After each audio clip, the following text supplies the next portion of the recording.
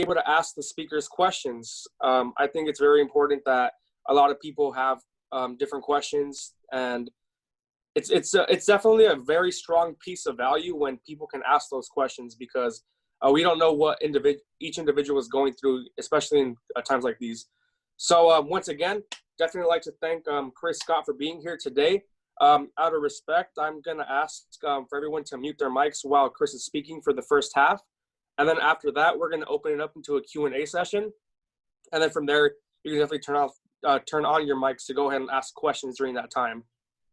So once again, thank you so much, everyone, for being here today, and to Chris Scott as well. And I'll go ahead and pass the mic over to Chris. Okay. How's everybody doing? I'm going to go ahead and share my screen here. Okay, can I share it? I'll give you access right now. Let's see here. Okay. I'm not sure if you had that. Let's see. All right, do you have the access now? Okay, let me check and see. Yep, I do. All right, awesome. All right, let me know if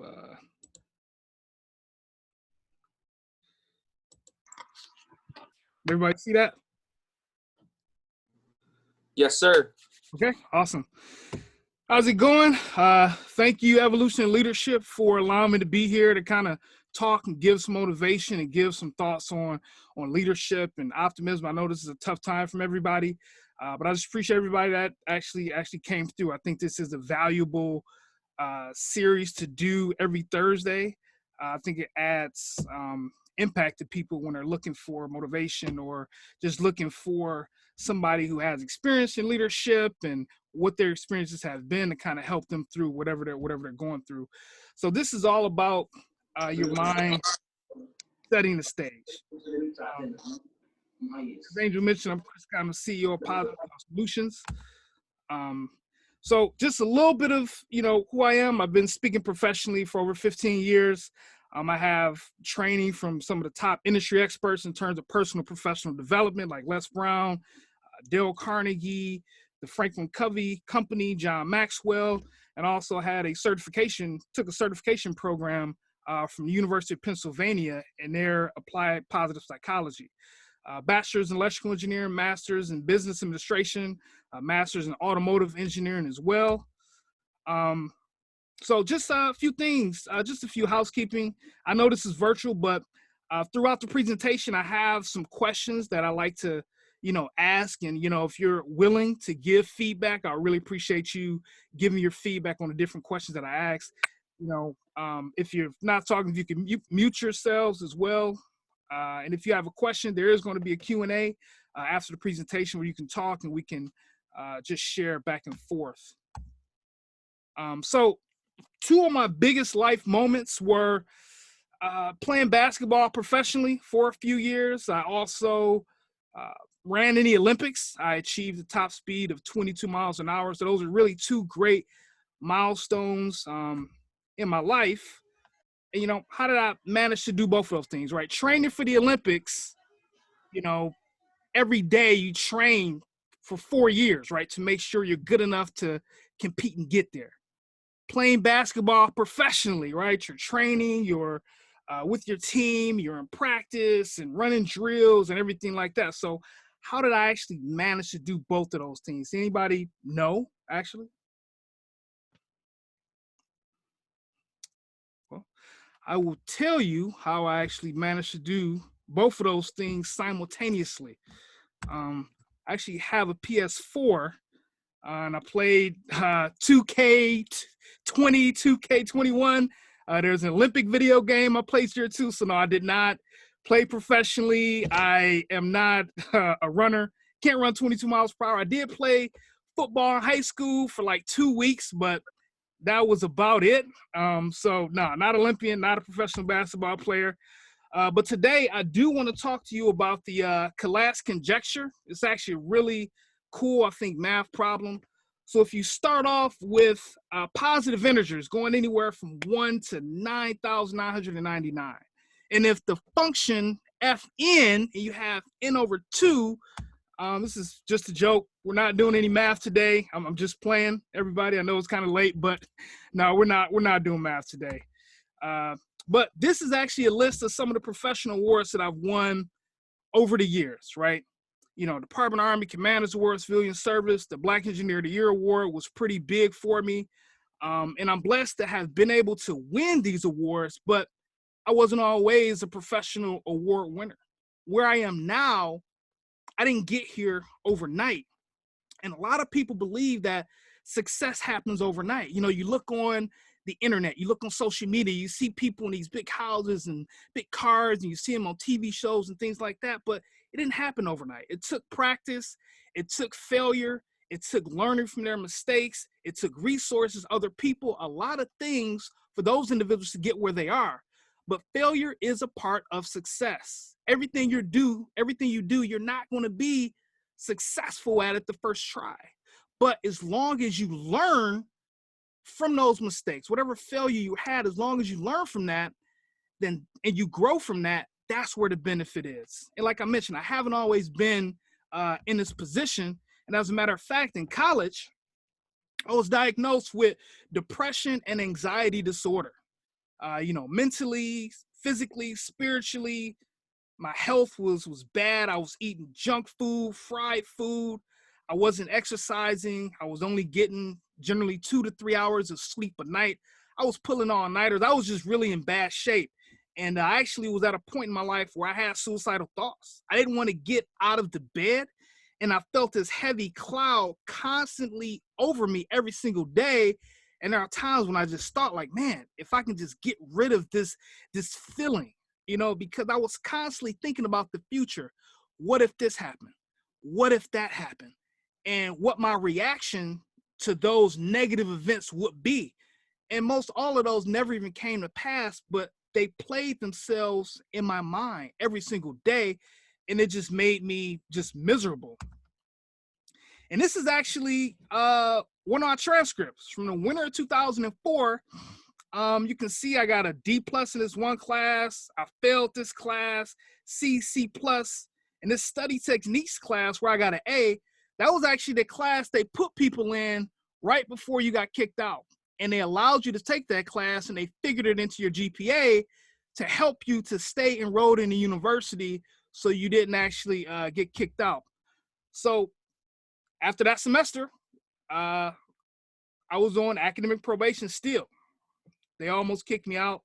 I had to retake the classes that I had failed, which were $3,000 each.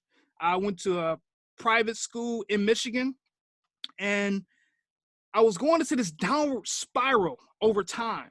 And I just didn't think I needed to seek any help, because as a man, I felt, hey, you know what? I can handle this. I'm strong enough. I don't need to talk to anybody. I'll be able to deal with this, and I'll be able to get through it. But I actually finally decided that I needed help. And I went and got that help in the form of a mental health therapist. I was getting therapy twice a week, and that journey of going through depression, anxiety disorder, it really changed my life, because the process of getting through that, the growth that I had at each and every stage of my life allowed me to get better and better and better. And that experience, by far, going through depression and anxiety is what has allowed me to be as successful as I am today. So with the bad grades and almost getting kicked out, why not quit? Why not just drop out and say, hey, you know what? It's expensive. I'm not passing classes. I just need to just take some time off and just quit. Why not quit?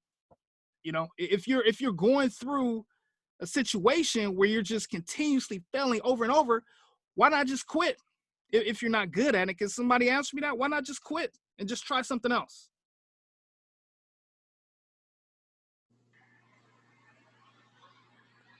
Anybody? Yeah. I feel like if it's something that you yourself want to do, it's something that it's what you're meant to do. You don't quit at that. You're gonna always come back to it, even if you fail. If it's something you're not supposed to be doing, then hey, maybe you switch it up. That's right. And that's exactly the reason why I didn't quit, because I knew that I had a goal.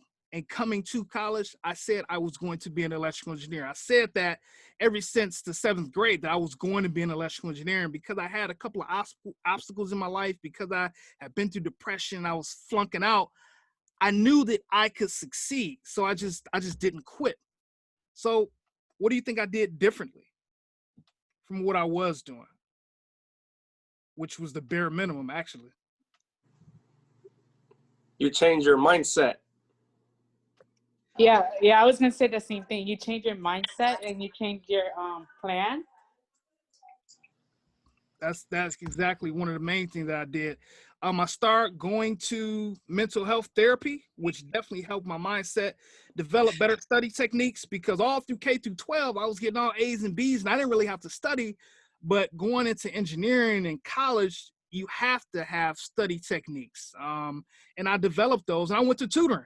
I was going to up to 10 colleges every week, finding where I could find a tutor, because I was so dedicated to getting help and learning and continuously moving forward. And I reignited my faith in God. My spiritual foundation was weak as I was going through depression and anxiety, and I reignited that and got my faith together. And these things actually helped me to be a lot better in my journey. And like Angel mentioned, a positive mindset. When I was going to therapy, one of the things that my therapist drilled into my head was, Chris, you have to believe in yourself.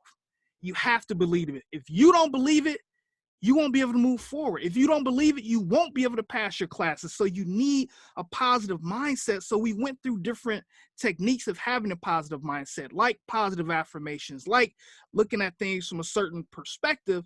And that's what actually is the main thing that helped me to move forward. Just want to show you guys a quick video. Let me know if you can hear this.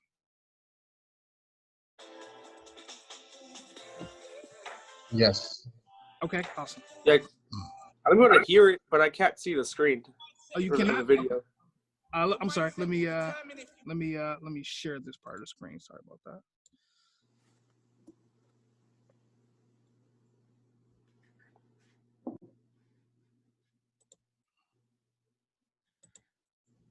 Let me share that part. Can you see it now? Yeah. Okay. It's great. Thank you. Your mindset is everything. Your mindset will determine if you will make it or not. Your mindset will determine if you will be remembered or forgotten. Your mindset will determine whether you will be committed to achieving your goals when things get tough, as we all know they will. Because no human goes through life without huge challenges. Your mindset is without doubt your greatest asset. It is worth more than any financial or business training. It is more valuable than any degree, any education. It is capable of earning more in 1 year than any doctor, dentist, or investor. If your mindset says, I will do whatever it takes, if that is your mindset, of course you will follow through. Your mindset is everything. There is no greater asset than yourself, your own mind. Every day you are given many choices. Take the easy road, or the road uphill that leads to success. The uphill track is challenging, yes, it is tough. It will push you to your limits, but in pushing you to your limits, you will also find if you only show your courage, it will push you past your perceived limitations to growth and success. You see, nothing worthwhile in this life comes easy. If it did, as the saying goes, everybody would do it. Everyone doesn't do it. They don't do it because it's hard, because their standards are set by their peers, because they lack the courage, because their mindset is stuck in the easy road. The worst part for these guys is the easy road becomes the hard road down the track. The easy choice in the beginning leads to tough moments later in life.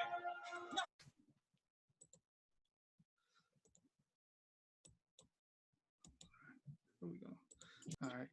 Yeah, I just wanted to show you guys that because, you know, that really resonated with me and kind of what I went through, because it was hard. It was hard getting up every day. It was hard to go and try my hardest and still get an F, right? That was very difficult. Mentally, it was difficult, financially, but like you said in the video, nothing that's worth having comes easy. I could have took the easy road. I thought to myself, Chris, why not just drop out, man? You're wasting a lot of cash. You know, my parents had paid $10,000 for tuition for me to go to this private school. And there was a semester where I failed 2 classes, I got a D, and their money was just gone. And my parents said, Chris, we cannot pay any more of your tuition. We can't pay for you to go to school and fail. So unfortunately, we're going to have to make the hard decision of, in terms of your college tuition, you are responsible for it. And if you're responsible for it with your money, then maybe you'll take it more seriously. And that hurt me very, very much because I felt my parents were giving up on me, but I understood what they were doing and I did what I had to do in order to make it happen. Let's see here. Oh, there we go. All right. So, you know, you can have a positive mindset, but you also have a negative mindset. Sometimes we have a mindset of being very critical of ourselves. When we make mistakes, we kick ourselves when we're down, we lower our self-esteem and we lower our self-confidence. And if you're not careful and you allow that negative mindset to fester, then you won't go for your goals. You won't think that you're good enough for certain things. And it'll just become a downward spiral as it was for me, because as I was going through depression, my mindset was extremely negative. So I was like, Chris, you're not ever, just drop out now. You're not ever going to graduate from school. You're never going to get a good job. You're never going to be able to support yourself. You're going to have to live with your parents. All of these things just kept coming in. So you have to maintain your positive mindset to the best of your ability. And I know that it takes discipline, it takes commitment, but it can be done. So what are some benefits of optimism? Just being more optimistic. You see the good perspective in every situation. There are a lot of things that happen in this world that are negative, right? What's going on right now? You know, we're going through a international pandemic, right? And unfortunately, a lot of people are passing away. All of these negative things are going on. But even in the midst of COVID-19, we all can find something that we're grateful for in the midst of that. I'm grateful for the fact that I'm healthy, I'm safe, my family's healthy, they're safe, I'm gainfully employed, I have a great career, and the list goes on and on and on. So you can find something good in every situation. When I took the class at University of Pennsylvania, one of the things that they recommended in terms of a technique is hunt the good stuff. When you're feeling down each and every day, hunt the good stuff. Find something in your day that happened that was good. Find something that you can look back on and be grateful for. And research actually shows gratitude and gratefulness actually increases your mood, it decreases stress, and it just does very good things for us in our minds and our bodies. You also see things how they are. You're realistic, but you can visualize how to make them better, right? So when I was flunking out, when I was trying to get through depression and anxiety, and I knew that I could make it as an electrical engineer, I visualized myself walking across the stage. I visualized myself looking down at my degree and seeing my name on it. Christopher Scott, Bachelor of Electrical Engineering, class of 2005. I saw that in my mind. And seeing that actually encouraged and it motivated me to take the steps that I needed to get there. Because when you think certain things in your mind and you think about certain situations, your body reacts to what you're thinking and how you're feeling. So if you imagine a really sad situation that hasn't even happened and it's in your mind, you feel those emotions. So when I was visualizing, looking at that degree and seeing my name down there, I felt that. I said, yeah, I want to feel that. And so I took the proper steps in order to get to that destination.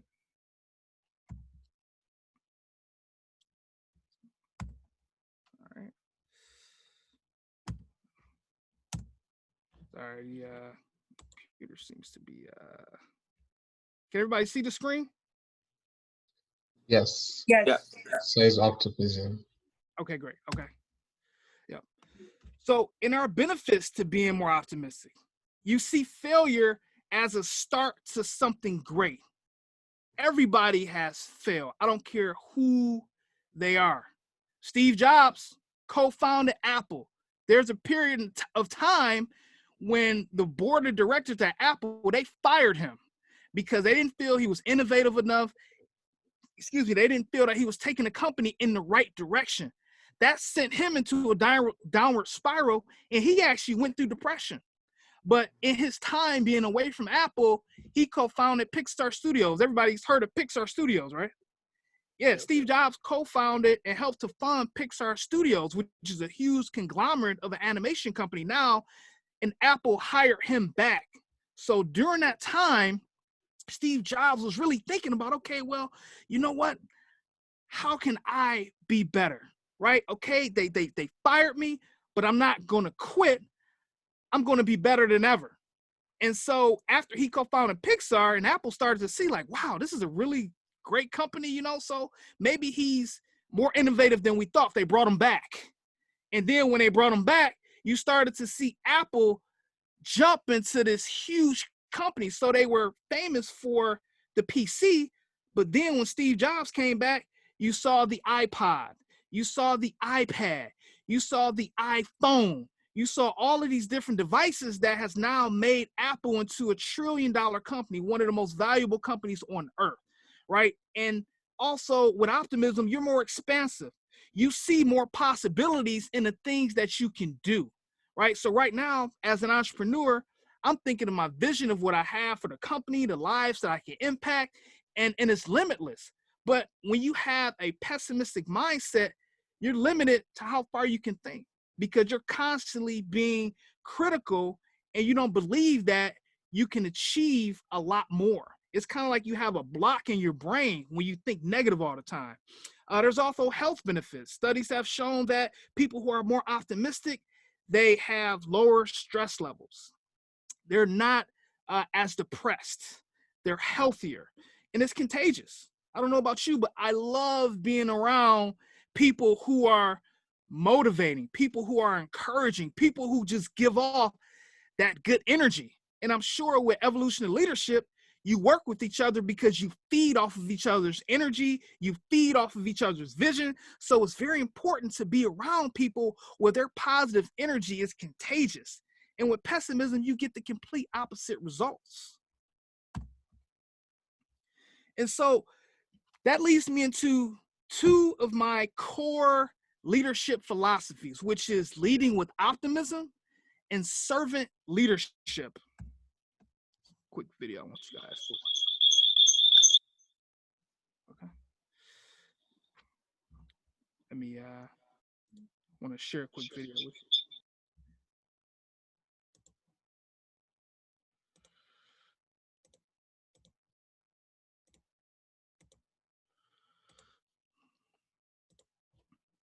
Can everybody see that? Yes. Yep. Okay. Yes. Is really putting yourself in your work.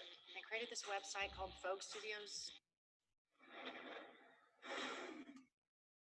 I really feel that the world is in desperate need of a different leadership role model. We've seen what self-serving leaders have done to the detriment of people in every sector of society all around the world. And so what we really need is people who are servant leaders, people who are there to serve first and lead second. Leadership is an influence process. We're all influencing each other all the time. So everybody's a leader in every part of their lives. The most effective leaders I know are just good human beings.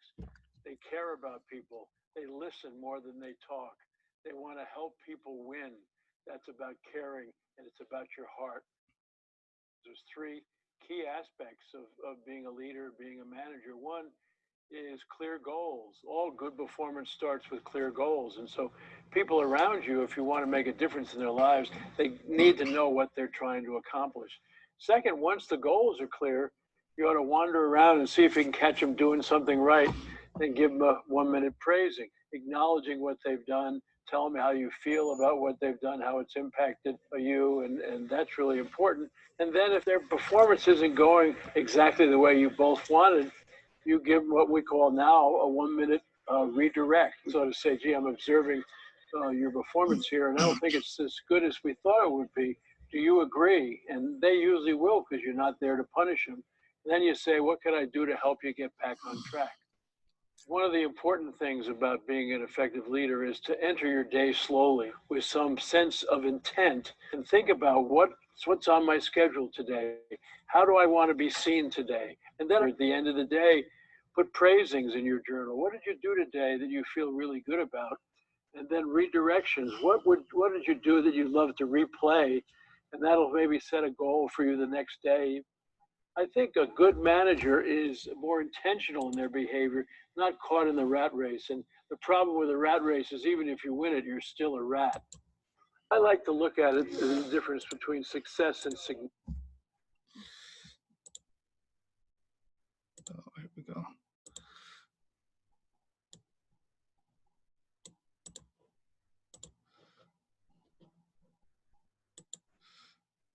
All right, here we go.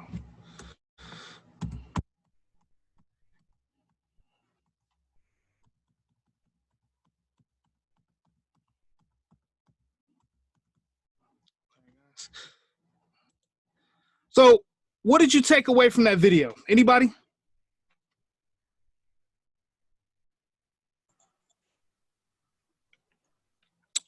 What did you Yeah, get? what I took away from the video that Blanchard said basically is, and I think we've all heard it, people don't care what you know until they know how much you care. If you serve people genuinely, you get the best out of them, you get the most out of your team, and everybody wins. That's right. Awesome. Anybody else? What did anybody else get? What did you take away from that video? I'll go ahead and go. Okay. Yeah. So one thing I saw is that he was I forget what his name was, but he was talking about how there's been a lot of leaders in society that haven't necessarily been servant leaders, and they've been more self-serving. And I think that it's really important to be able to develop more servant leaders. I think that's very, very important, especially during these times. That's right. That's right. And so these are just a few things that I got from the video is, one, you have to lead with your heart.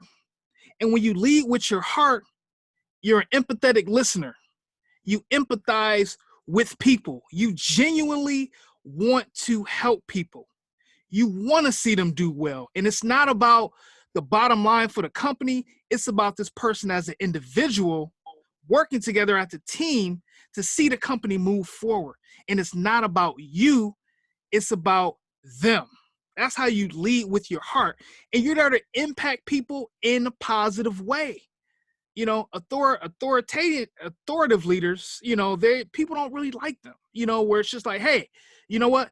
Do this, do that, do this, do that, and you really don't care about the individual as a person.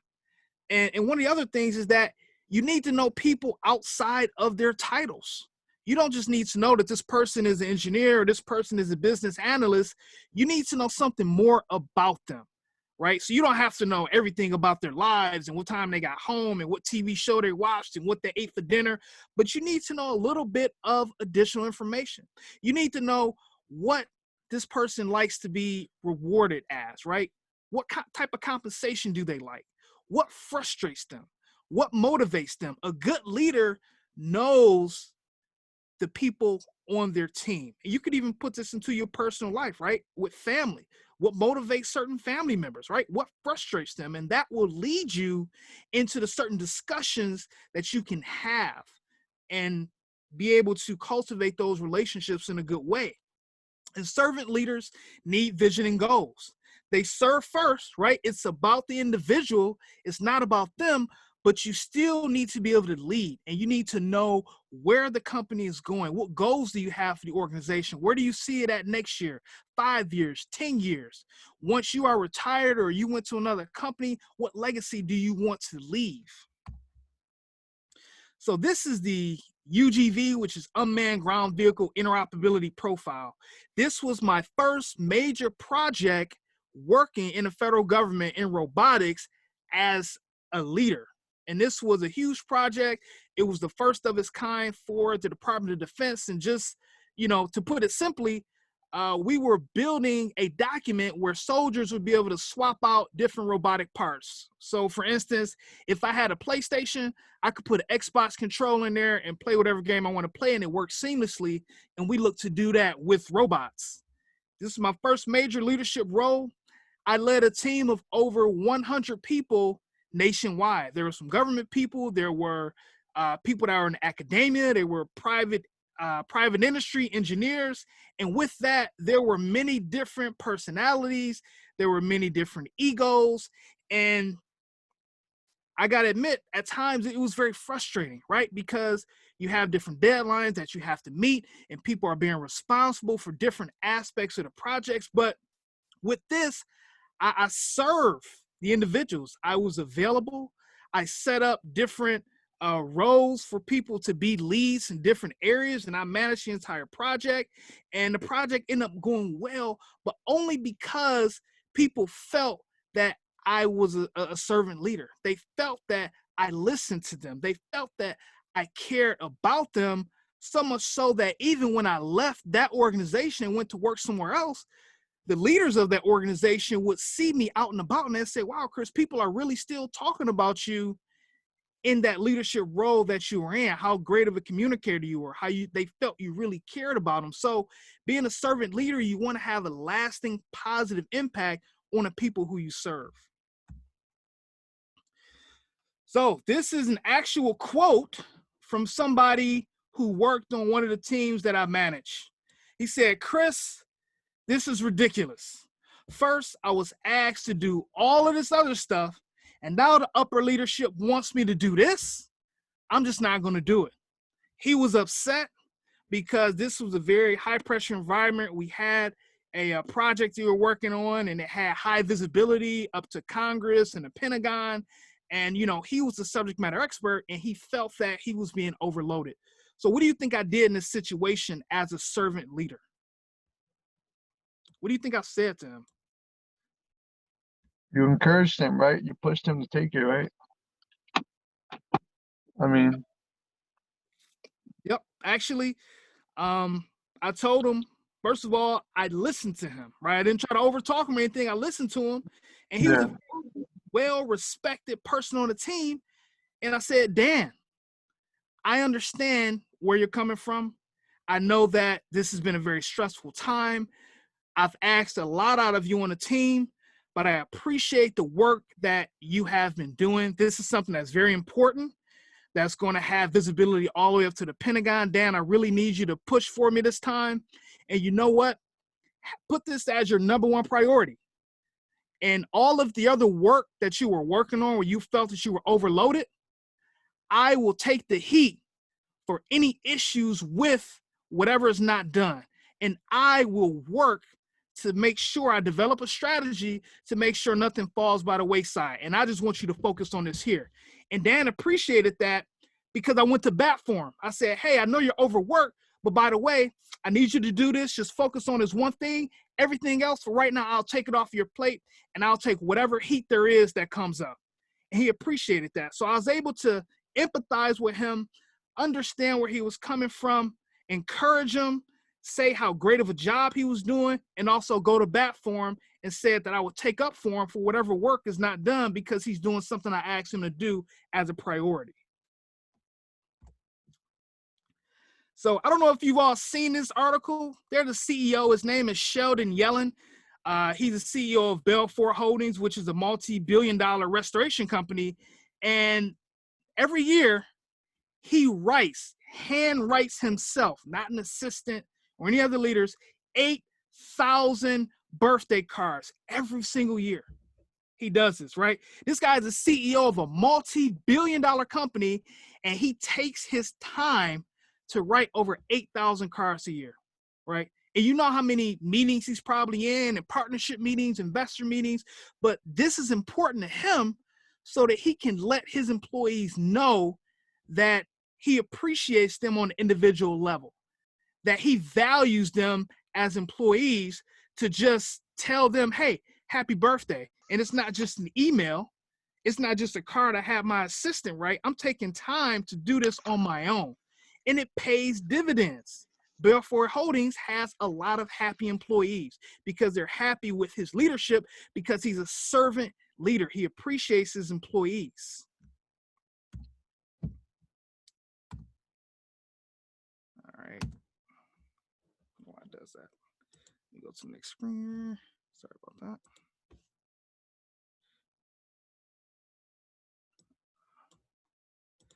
So, I mentioned that servant leaders, they need vision and goals too. You serve first, but then you got to be a leader too, right? You really have to know how to set up the strategy to make a company successful, and you need to have a vision on how to get there. Does anybody know what this is? Can everybody see the screen? Okay. Does anybody know what this is? This is the Amazon Fire Phone. This is the phone that Amazon created to be competitive with Android and Apple, and it was a flop.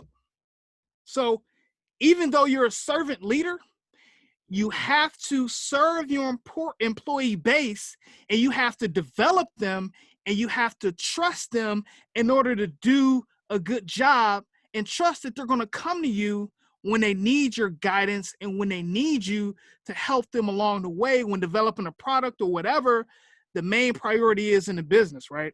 And so one of the main reasons why the Amazon Fire Phone was a flop was because Jeff Bezos was too involved.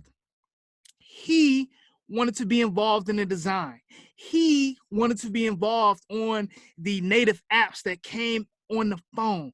He wanted to be involved in the user interface and all of that. So he was being so involved, and his other executives, they're not going to say, hey, you know what? Step back. Don't be involved. Let us handle this. We'll come to you when we need you. They didn't do that. So they let him be involved down in the weeds, right, of a multi-billion-dollar company. He's down in the weeds designing his phone, and it flopped. And as you can see, ever since then, Amazon has not come back out with another smartphone to try to compete. They kept to their core competency of the organization, which is logistics. The biggest moneymaker in Amazon is Amazon Prime, right? Because people want their stuff really quick, and that's the biggest moneymaker, and they stuck to that. But as a servant leader, you serve first, you develop your people, you encourage them, you motivate them, and you have to lead, but you also have to be able to trust, and you have to be able to delegate, and you have to be able to stand back and know that everything is going to be okay because, hey, you're the leader. You've developed a great team of people. And if you serve them, then they should trust you, and you should trust them. Just my company started with the premise that your mindset and your thoughts create your future. I wanted to be able to serve people and help them develop a more positive mindset in what they were able to do in their life. And it hasn't been an easy road, but it's been very fulfilling because every step of the way, I make a mistake. I might fail at something. I may not do something right, but all of those things put together has allowed me to achieve even more success. So it's not about whether I fail or not. It's about, am I growing from the mistakes that I made? Am I growing from the failure? So that's what you want to continuously have the forefront of your mind, is that I need to continue to grow. Whatever I do, I need to continue to grow each and every day. It should be about growth. When you're in entrepreneurship, when you're in leadership, know your why. Your why, right? I read this. I heard a lot of people say, know your why. And before, years ago, it was about me, right? It was about Chris, and I can do this, and I'll be able to do that. And, when things would get hard, it was about me, but it was easy for me years ago to say, okay, well, let me not even worry about that. I'm just not going to do it if I made a mistake. Things didn't work out the way that I wanted them to work out.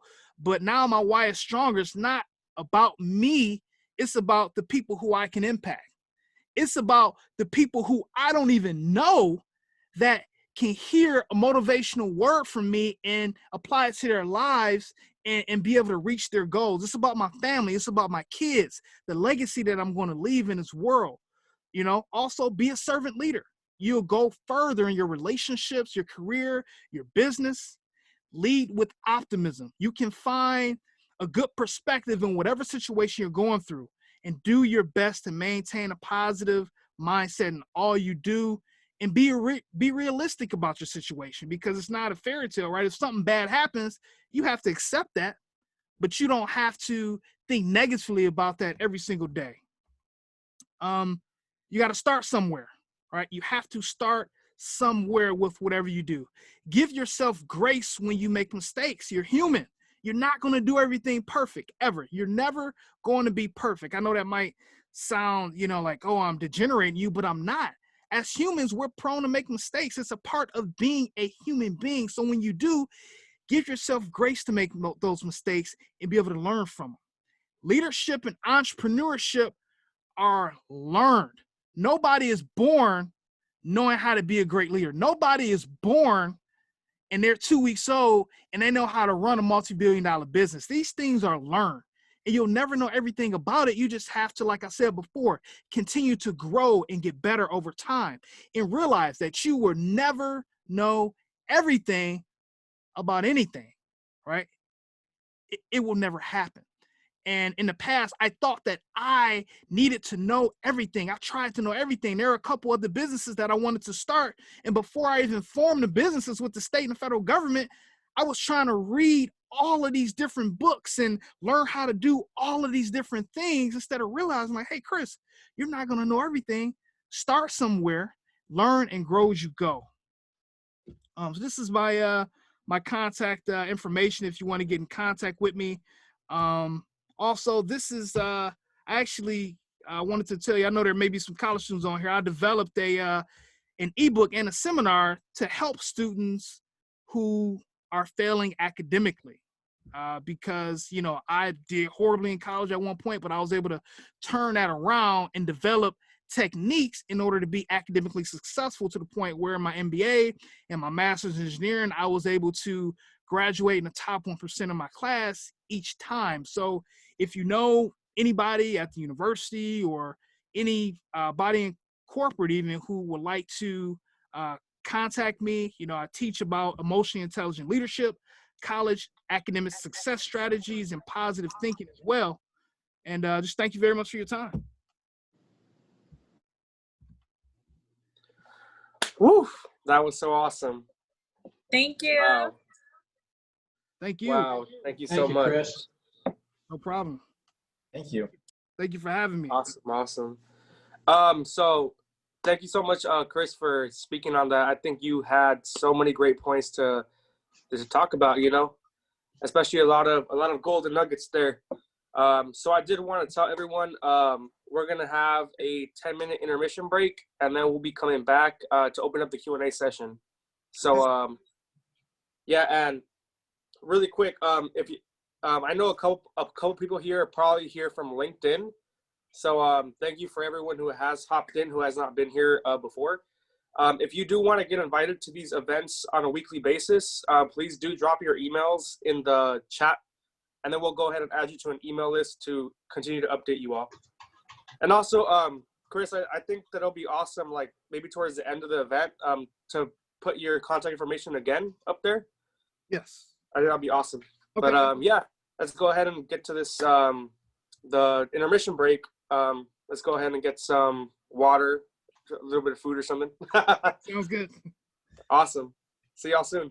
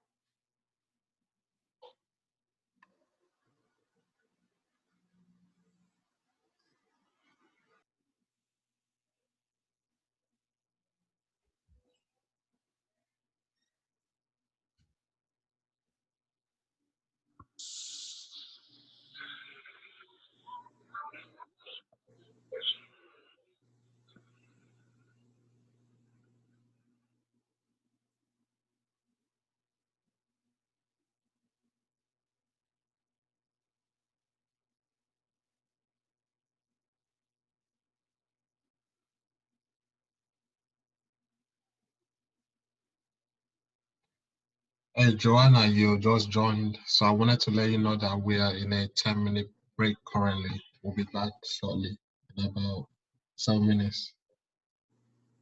Okay, thank you. Mhm.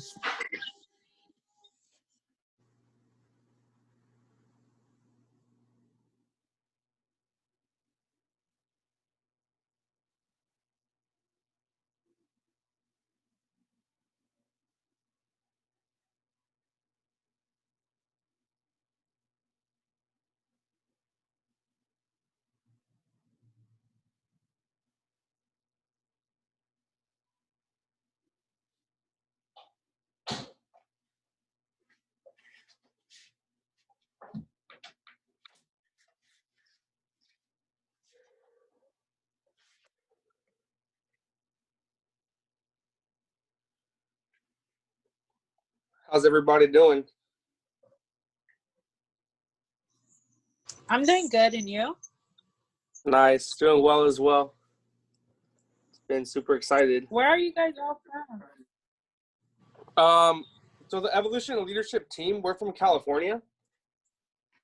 We just been doing some cool stuff, but we definitely have had people from different states on here too. That's pretty awesome. Okay. I'm from Florida. I'm here in Florida right now. Nice, nice. How did you hear about us? Is it through LinkedIn? Yes, through LinkedIn. Nice, nice. Were you are you at a college over there or in Florida? Yes, I attend college at Lynn University in Florida. Nice. That's so awesome.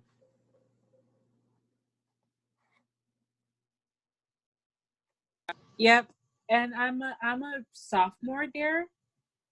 So yeah, and I'm a pre-med track. Wow, that is really awesome. Yeah, thank you. And thank you guys for creating this program too. Especially in a time like this. Oh yeah, I think the important thing here is just being able to provide value to people, you know, especially during tough times. And Yeah. it's I think it's awesome. I think the Leadership Thursdays are for sure gonna always just happen, you know, because it's great. Just what we've been able to see happen, you know, at events like these. I think it's awesome. Yeah, I really love it. Nice. Yeah. We also use it like a motivational space in which, the speakers can talk about like the adversities, their journey, and, that transition in their lives.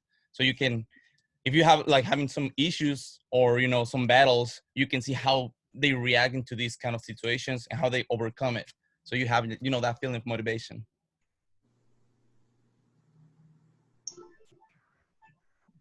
Oh wow, that's awesome. Yes, That's that makes very true. Nice, yeah. So I got invited too, and it was pretty.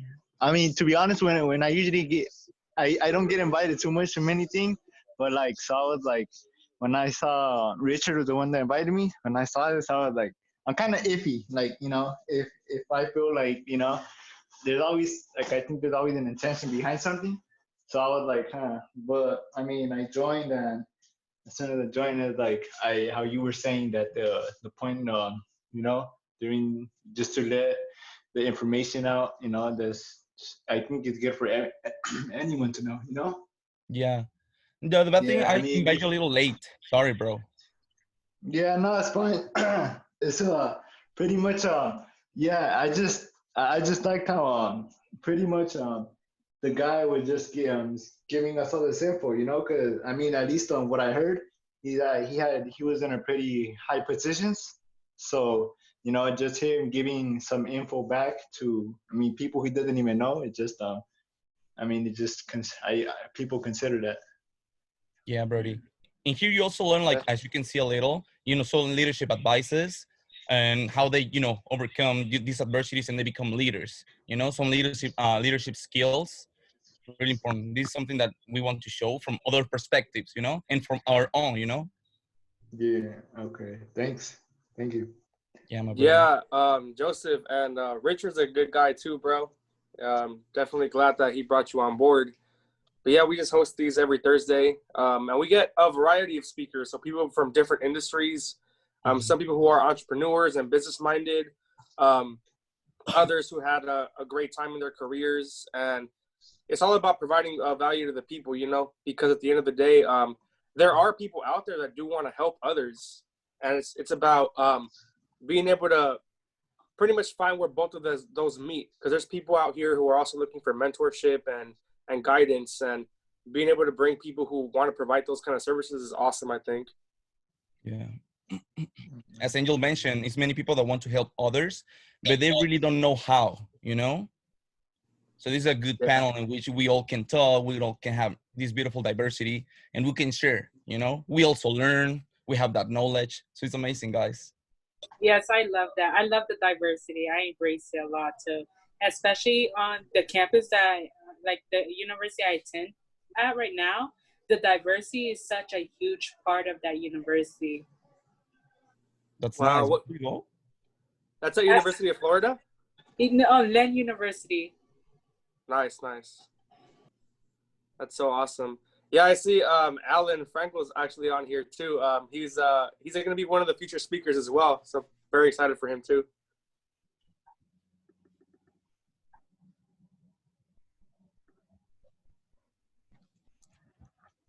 Nice to have you here, Alan.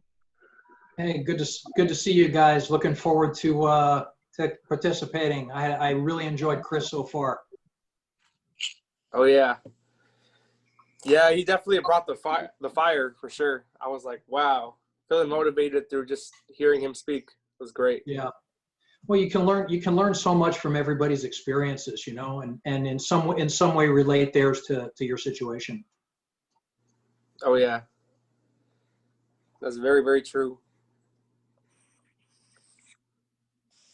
What time? My name is Celeste. What time will be finished? So this event finishes at 9 p.m. Your time is okay. Huh? I'm from Maryland, so just 3 hours ahead.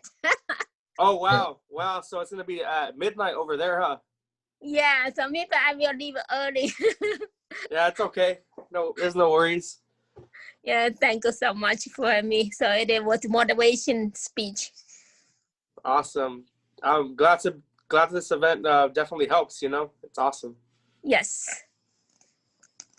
Awesome. So Chris is back, and let's go ahead and open up the Q&A session. Awesome.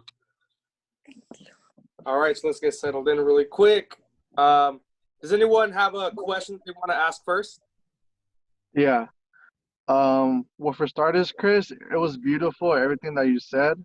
Thank you. I mean, I definitely related to lots of what you were saying, you know, having anxiety, depression, having those tough moments where I felt like I had to go through, you know, in order for me to grow. And I went through something where like I was in a negative position, but then I learned how to see failure as an opportunity for me to grow, you know, instead of just letting myself go. So my question was that, like, is there something that you live by, you know, like something that you go back to when you find yourself in a difficult situation, you know, something that brings you back up from a deep hole? Yes, it does actually. Every day I practice gratitude. So I have like one of the things my therapist actually we talked about was having a gratitude journal. So Yeah. I have a gratitude journal on things that I'm thankful for from my family, my career, and everything. So when I'm going through a tough time, I can go back and look at that. And also in that gratitude journal, I write down situations that I have overcome in my past. Because for me, being able to look at past challenges that I've had and know that I'm through those now, that lets me know like, hey, this is another challenge, but I can get through it. I got through that one. I got through that one. I got through that one. And that all those situations made me stronger. So I know that I can get through this one too. So having a gratitude journal and having situations written down that I've overcome helps me. And I go back to that every time I'm going through a challenging time. Oh wow, thank you. I'm actually gonna take your word for it. I think I should start doing that. So Yeah, definitely, man. Oh, it helps, man. It helps a lot. Hey, Chris, can I ask a question? Yes, no problem. So you talked a lot about your education, and you talked about that robotics activity that sounded like it was very early in your career.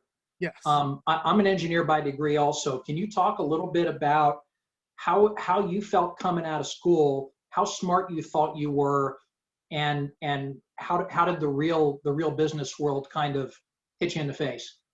Well, you know what? When I came out of school, at first, like my first couple years, I did horribly, right? So I had to actually make sure I knew all of the theory from engineering and things like that. So I came out of school really smart from the technical side, but business-wise, I had no clue. So that is kind of what hit me in the face, in terms of business processes and, policies and all that stuff that I never dealt with as a college student. So I think that is where I had the biggest challenge. The technical stuff I was good with. And also in college, I got a chance to, with the theoretical perspective, I worked out a lot of stuff, right? I had homework that took 5 pages for one problem, but then when I got inside of the government, having supercomputers to calculate tough problems and everything, that kind of helped a lot. But from a business perspective, I just didn't know. I was heavy on the technical side, but weak on the business side. And I had to develop that as I went along. Right.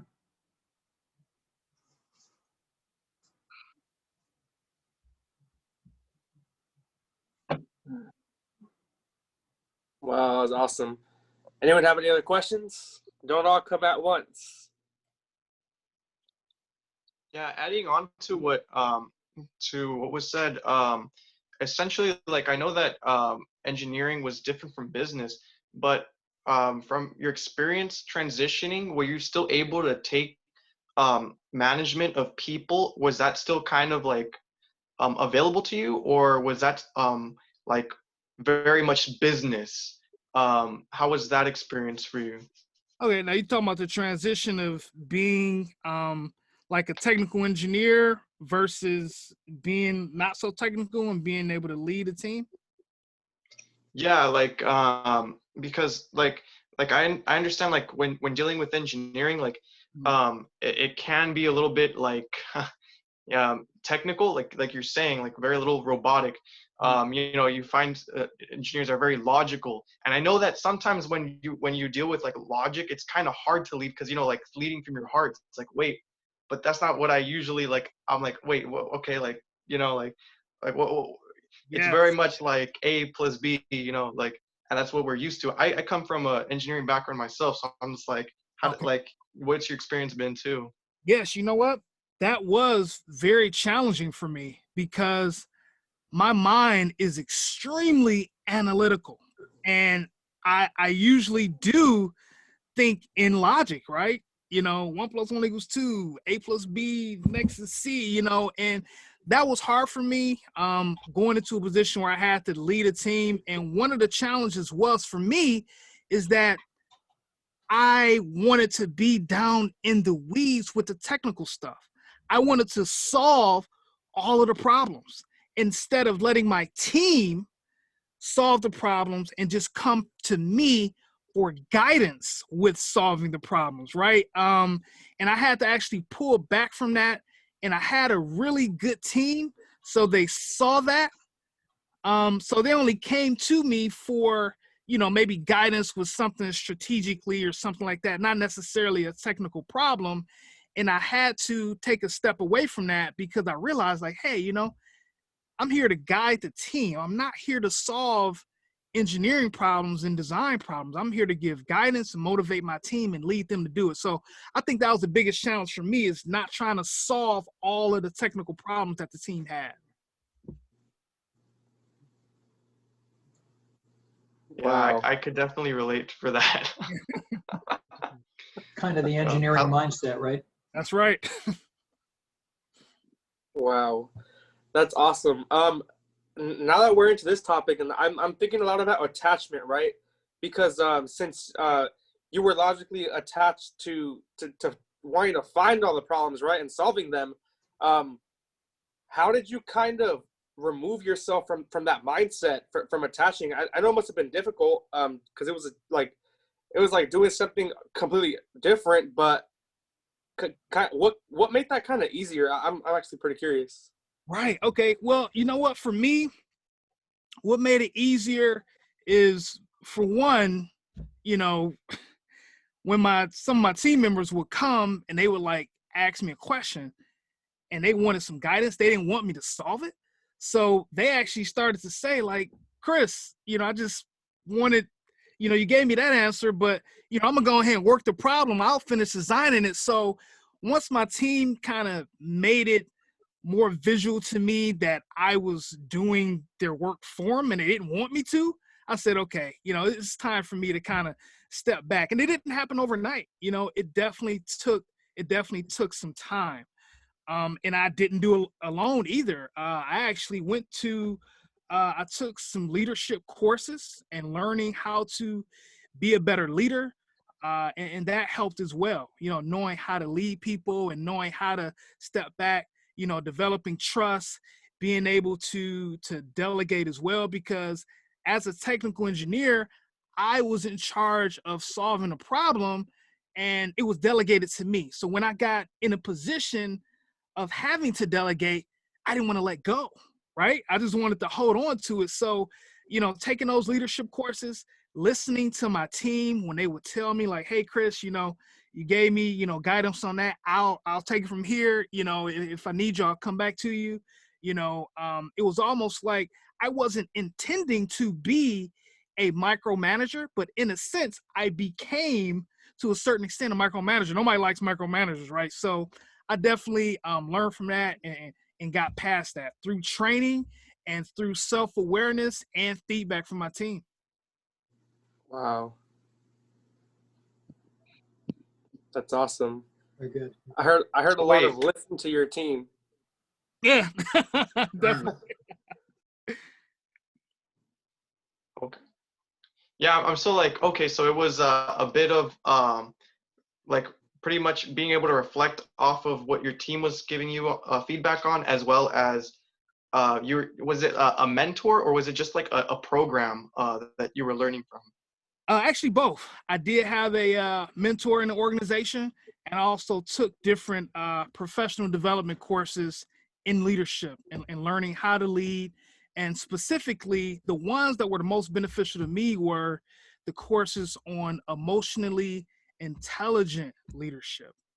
And that is more in line with what I talked on the presentation about leading from the heart, and not just being all about bottom line products, getting it out, making sales, but being able to be empathetic with the team, understand people, get to know people, and understand them outside of just the fact that they're engineers or business people. And I think that helped me a lot. So mentorship, and also actually taking training on how to be a better leader. Yeah, because for me, like when it comes to dealing with people, I tend to really like put in that extra effort with people I both admire, and like it's a sense of admiration for me. Is there a version for you that kind of like what, this is what pushes me to get there? Like, do you have something similar to that? Pushes me to get there in terms of managing people, or?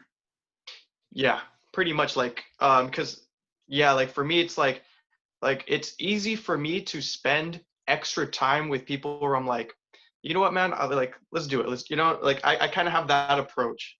Oh, but like, yeah. Yeah. So for me, it was definitely, it is still now, it's my team. I really have a good team, and, in my business, but also, in the government. And I feed off of them, right? Because they're so motivated and they just really want to do a good job, and just feeding off of their energy and what they want to do really helps me. Like, yeah, okay, come on, let's do it. Let me know how I can support you, because like I talked about, that optimism that you have and being around other positive people, that has really helped me a lot. Wow. That's awesome. Let's see here. Anyone else have any other questions? I have a quick question. This is like I guess a little bit of tips on breaking like bad habits. I know you said you're like an avid video gamer, and I tend to do the right thing. Like I'm a pretty good leader myself, and I'm going in the right direction. But there's always times where I just make the bad choice and I do like the wrong habit, and like I'll start playing video games, and 1 hour then turns into like 3 hours of just me not doing the right thing. Or if I have free time, I might end up doing the wrong thing instead of like investing my time into something that makes me better. Right. Yeah. So with that, I had the same exact issue. And I think the best thing for me, what helped was planning out my day and having a plan for what I wanted to do. Like for instance, every day I'll write down a to-do list, right, of what I need to get done for the day. And in that to-do list, I actually prioritize it, right? So everything doesn't have the same importance level, but what I also put in there is time for me to do something that I enjoy. I allocate that time because I don't want to just be doing work and business stuff all day long. I need some time to engage in recreational activity that makes me feel good. So I just calculate in that specific time, right? So for instance, like tomorrow's Friday, I'm going to get up, probably start my day at around 7:30, but at 12 o'clock, I'm going to do something that I enjoy doing. And that might be watching a sitcom, a comedic sitcom or something for like an hour. But then after that, I have to shift my focus back and say, hey, Chris, okay, now I have goals I have to reach. I can shut that down. That's always going to be there. But if I spend so much time doing something that's distracting me or taking away from that which I know I have to do, then the longer it's going to take me to reach my goals and get to where I know I need to be, right? So it's kind of like that self-realization, like, hey, I need the time to do something that I enjoy, but I know I can't spend too much time there because the more time I spend there and get distracted, then I'm not making any leeway towards what I know I should be doing, and that kind of helped me, in my mind, but just putting it down on paper, man. And, I use my phone. I have a couple of apps on my phone, but I make sure I use my calendar. Put things in there and also write stuff down. So I use a combination of the two to kind of help keep me in line in terms of my time. So I'm not on Facebook for 4 hours out of the day and then on Instagram for another 3, and then I'm looking up like, man, I spent almost a whole work day on social media, Yeah, I think I have that problem. Well, like setting I have a schedule like right here set up, but then I haven't been following it, and so I've been falling into my bad habits again. And so it's just gotta be on top of that. Yep. I've been there, man. I know exactly what you're going through. Hey, Chris. Yes. What's the last book you read? The last book that I read was by Napoleon Hill, and it's Success Through a Positive Mental Attitude. So you read Think and Grow Rich before that? Yes, I did. Okay. I did. Yep. Napoleon Hill has some really good book series, but yeah, that's the last one I read. Okay. Nice. So that actually brings me to question. What are some books that you recommend? Think and Grow Rich is a great book. I definitely recommend the one Success Through a Positive Mental Attitude by Napoleon Hill. And there's another one. If you look on Amazon, it's a book. Oh man, I can't. The guy's last name is on the tip of my tongue, but it's called The Power of Influence. And it's a book about the psychology of persuasion. And that was an amazing book.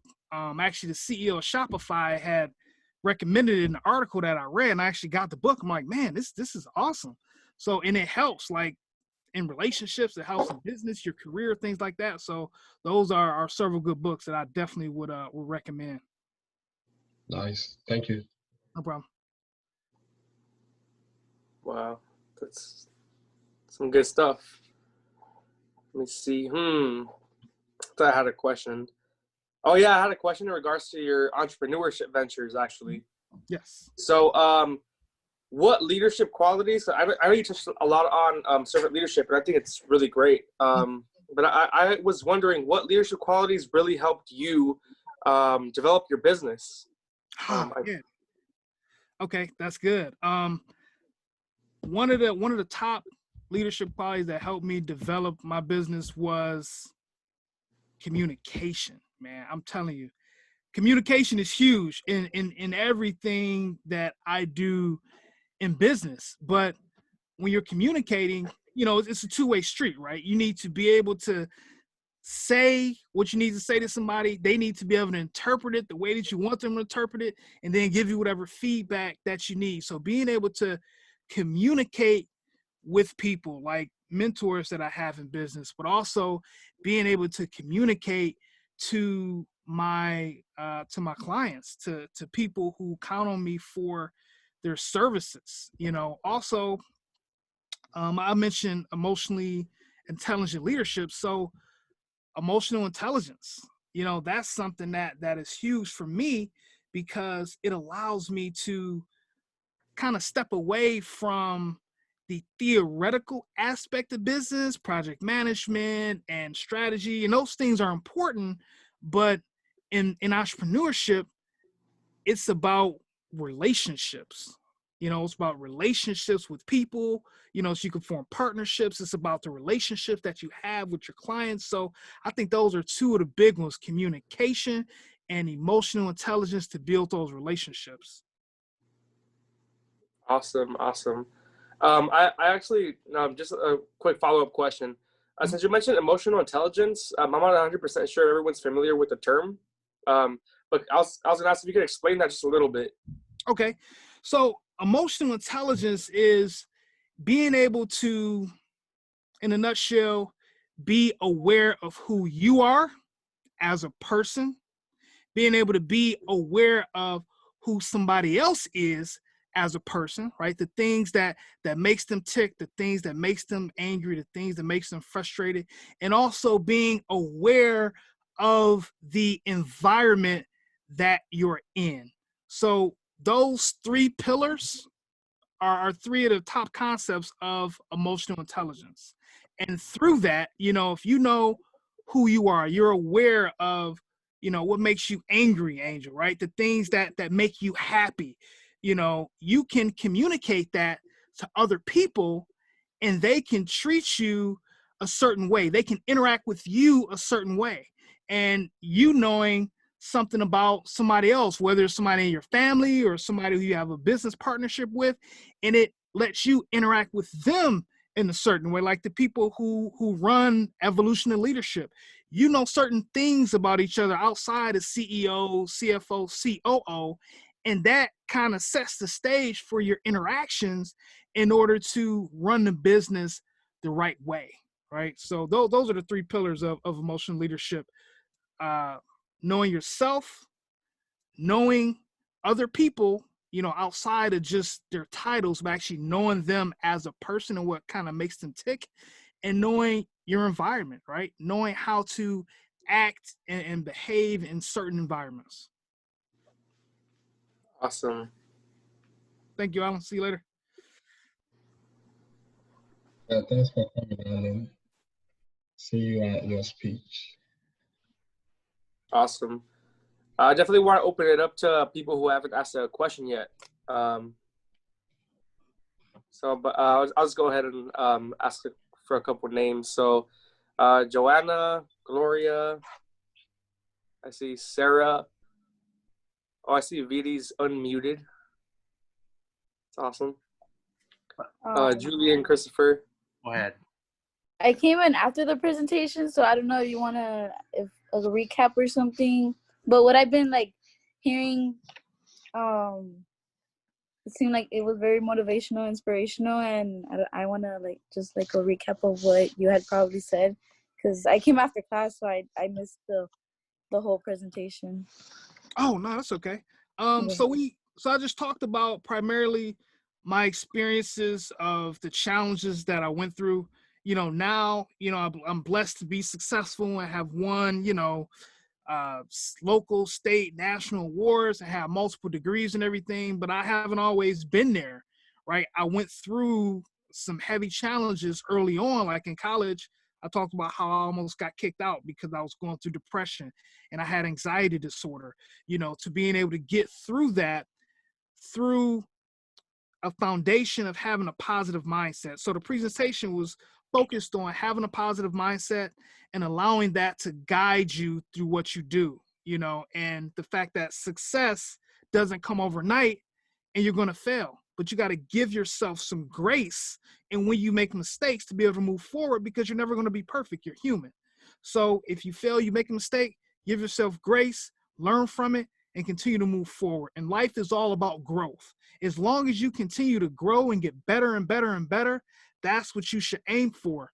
Also talked about servant leadership and how, the best type of leaders are servant leaders. They look to serve people first and lead second. And that means being able to lead with your heart, understanding people, listening to people, being empathetic to people's needs and their issues, and genuinely trying to help people where it's not about you, it's about you helping and impacting somebody else. And I talked about optimism, leading, being a leader that's leading with optimism as well.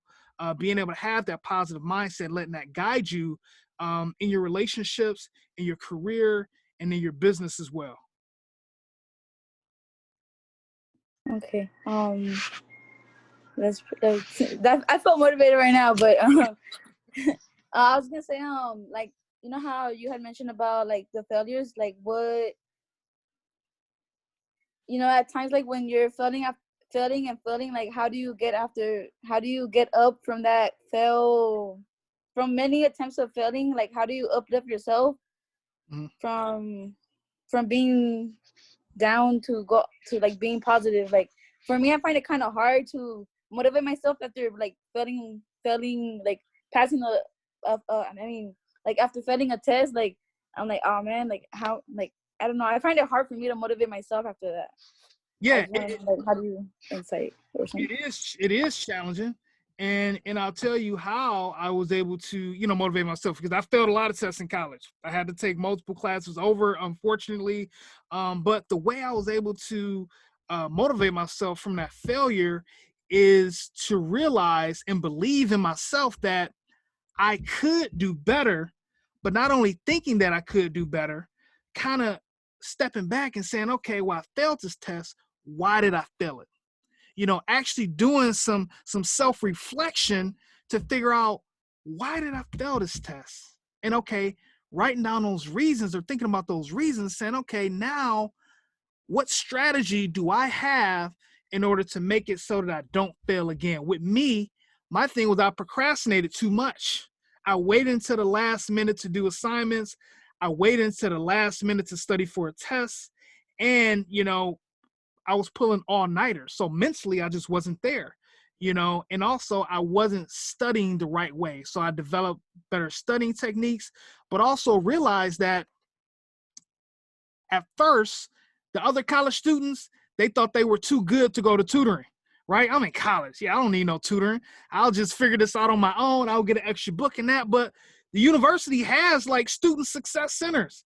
They have people who are there who offer tutoring services for free. And if your university doesn't have it, the community college up the street might have it. You can find some help. So I made sure that I went and got help with problems that I had, so that I didn't continue to make the same mistakes and not get it. And also another thing, I did not, before, when I would go and ask the professor for help, I would go to them without having even attempted to do anything. I would just say, hey, you know what? This problem is super hard. And they're like, well, Chris, show me where you got stuck at. And I'm like, well, I didn't even start the problem. So I made sure that I at least attempted to go as far as I could. And then I went and asked for help. So those are kind of a few things that I did. Realizing if you need help, get help. Don't struggle through it. There are resources available to you. Also, self-reflection. Why did I fail this test? And I'm telling you, when you do self-reflection, you realize there are certain things that you could have done better. And actually taking those things that you realize you could have done better and actually applying them and kind of pivoting and saying, okay, I know I should have did this. I didn't do that. And okay, I'm gonna do better next time. But also not being too hard on yourself. You have to, obviously, when you're going through life, you have to hold yourself accountable, but there's a fine line in holding yourself accountable and then kicking you while you're down, right?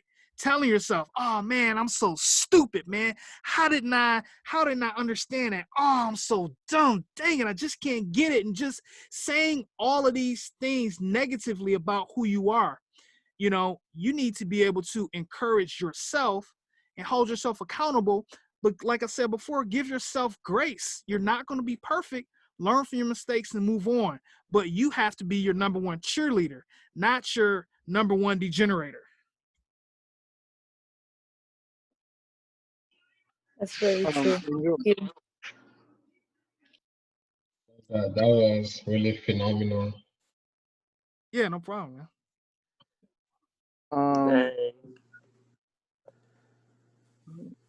I just want to add on to what Chris was saying to Viviana. So like in those moments, I mean, like the things that I've used is like you could actually write your own motivational quotes, and that helps because since they're your own, you know, you're always gonna remember them. Even like if you find yourself in a difficult moment, you know, like any of the quotes that you wrote is always gonna come to your mind. And then also, I mean, there's different ways for you to motivate yourself aside from making your own motivational quotes. You can also watch videos, you know, motivational videos that also help you. And also then like it is hard to fail because I failed many tests and I've gone through like many stress and you know and strategies, you know, to help me do better in the test. And so like there's different ways, you know. There's in a way where like you could actually be visual, you know, like like something that could persuade you to like see things different, right? Kind of encourage you, that adrenaline that just kicks in, and you know what, like I could do this, I'm a boss, you know what, like I'm smart, you know, like I could I could conquer whatever. And um and I've been through that because I remember I procrastinated. I didn't study for a test. I literally studied in the car going to school, and I took the test, you know, but at the moment I had that optimism. I had that adrenaline, that feeling, you know what, like I'm gonna pass this test no matter what, I'm gonna pass it. I ended up getting a C, you know, and it was because I didn't study, but and I told the teacher, you know what? I literally studied in my car. I literally studied, and I can't believe I passed. I passed the test, and the teacher started laughing. He was like, "Really?" I'm like, "Yeah, I literally just studied in my car." So yeah, is that inner adrenaline, you know, that wakes up, that that just wakes you up, that motivation. So yeah, so always try and be your biggest motivator, because at the end of the day, you're your biggest enemy, and you yourself will bring you down. So you know, find different ways, strategies, find different ways that can make you better, you know. Yeah.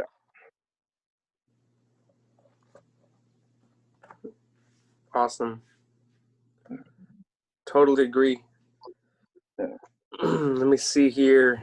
I thought I had a really, really good question. I have to think about it again. Does anyone else have any questions?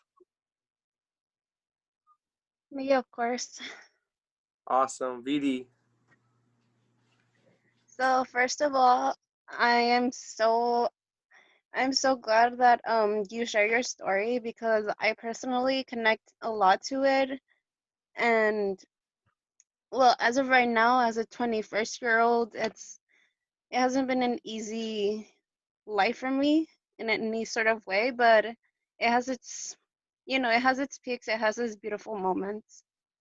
So my question to you is, for someone my age personally who is going through many changes and, like, as I like to call it, someone evolving, what can you say to someone who is wanting to become a degenerate to her personal cheerleader, as you mentioned. Sorry, could you repeat the last part? So my question was, in what ways can you suggest to reverse the degenerator to a cheerleader? Oh, okay, I got you. One of the ways to do that is to look at the different things that you have overcome in your life. Like even now, I think you said you're 21, you've been through some things and you've gotten through some things in your life. You have to look at those, and when you look at those things, realize how strong of a person you are. Look at the good qualities that you do have, right? I mean, I know there's some things that all of us want to change and we want to develop, but we also have good qualities within ourselves, right? We're kind to people. You know, we have certain areas that we're really good at. For me, one of my areas was speaking. I was really good at speaking, right? And I was able to look back at the different things that I went through and realized that I could get through those things. And, you know, one of the things too, I'll tell you guys this, I'll be transparent, you know, going through the depression and all of that stuff, you know, my wife and I, we had a son. He's 9 now. And, you know, I told you I'm a man of faith. So while my wife was pregnant, I was praying every single day that, you know, everybody wants a healthy child, right? Everybody. That's, you know, everybody's like, hey, I want a healthy baby, healthy baby, healthy baby. You know, and I was praying every single day that my son will be healthy. Well, he came out, he was healthy, but it ended up that he had mild autism, right? Devastating. Because it's like, oh man, you know, you pray for close to a year every single day for a healthy kid, and then somehow, some way that you can't explain, your kid ends up having mild autism, right? But at first, I gotta admit, I was devastated. But then what did I do? I looked at the fact that I was grateful, right? There's a lot of people who can't even have kids, who want to have kids, right? And my son has mild autism. There are parents that are dealing with kids who are born with no legs and no arms, or kids who have, you know, who are low functioning and have autism to the point where they can't even speak. They're not even potty trained until they become 9, 10 years old, you know? And the fact that my wife and I, we have the resources to help our son, to put him into one of the best school systems to make sure that he's okay, right? So, and I look back at the fact like, hey, you know what? I was suicidal at one point in my life. I went through depression. I didn't want to get out of the bed. I had gained all this weight. I just wasn't good. And I ended up getting through that. And I know that I can get through this now because I know what type of person I am. I know that I'm optimistic. I know that I'm a problem solver. I know I have a great support system. And I know that I can do well and I will do well. And my son is going to be fine. I know he is. And I believe it. And I believe that. And I don't just think about it and say I believe it. I believe it by putting into action, right? He's in the one of the top school systems in the state, right? We have him going to these different resources, and since he was born up to now, he's made leaps and bounds, right? And so I look at what I've been through and what type of person I know that I am, and I know that the situation is going to be great because of who I am as a person. I know I have purpose. I am here for a purpose. I have a gift. And I want to impact people. I want to be able to use it. And everybody on this Zoom has a gift. You're here for a reason. You have a purpose. So instead of degenerating yourself, realize that you are valuable. You're a valuable person, and you have the ability to impact others here too. So those are some of the things that I do to kind of become a cheerleader from a degenerator. Thank you so much. No problem. That was a great answer. Hey, no problem, man. I'm glad I really enjoy just impacting people, man. This is not even about me. It's about if I can say something to add value to somebody's life and they can apply it and it can help them, you know, that makes me, you know, feel good. I'm living in my purpose, you know? Wow. Yeah, gave me chills, man. I'm like, woo, that was good. Oh man. I'm gonna call out a little bit of names to see if you guys want to input anything. Joanna, Benjamin, Jillian, Christopher. You guys have anything that's on your mind? I know you guys been a little quiet.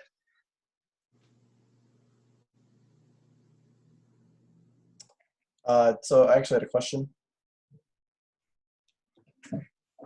So how would you recommend like getting through with the math classes if you're not the best at them? So I know they can be pretty difficult, and considering that you're an engineering background, math is pretty crucial.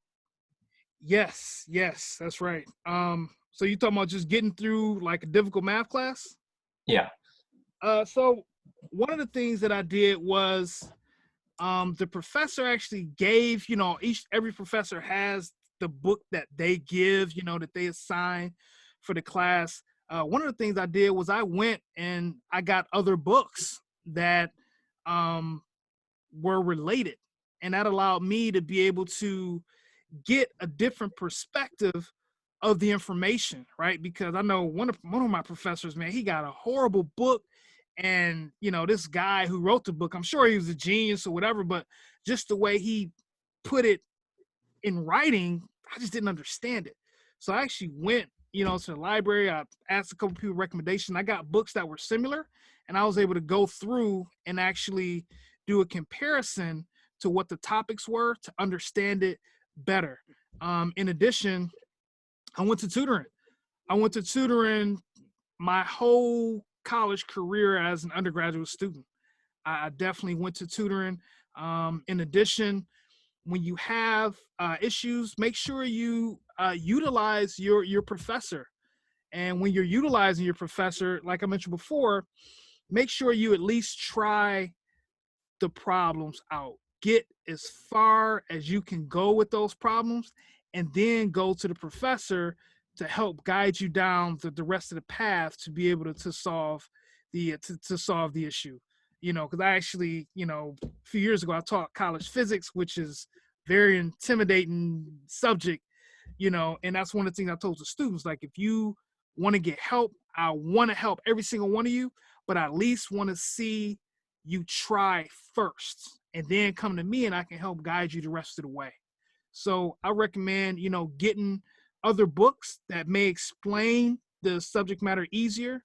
Definitely utilizing your professors and making sure that you at least try the problems first and have them guide you the rest of the way, and utilize tutoring resources. I don't know why. It was kind of like a prideful thing, but for me in college, the academic success centers and everything, those were some of the most underutilized places on campus.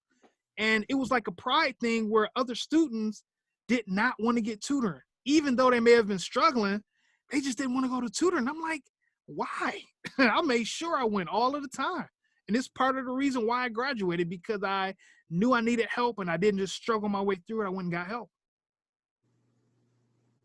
100%. And I just got my bachelor's in spring and in chemistry. And I don't know which mat you are in, Julian, but I went up to calculus 2. And for calculus 2, the first exam that I had, I failed that exam, I bombed it. And after that, I was like, I gotta take this serious. Like every week, I believe my teacher had two tutoring sessions. I went to tutoring 2 times a week with him. And I didn't just do that. I went to the resources like Chris was mentioning to get tutoring outside of the class too. I didn't want to, but I knew that I had to, that if I didn't do it, I would definitely fail that class. So I just pushed through, kept going to tutoring, kept asking for help, and I was able to get through the class. So that's definitely good advice right there. That's awesome.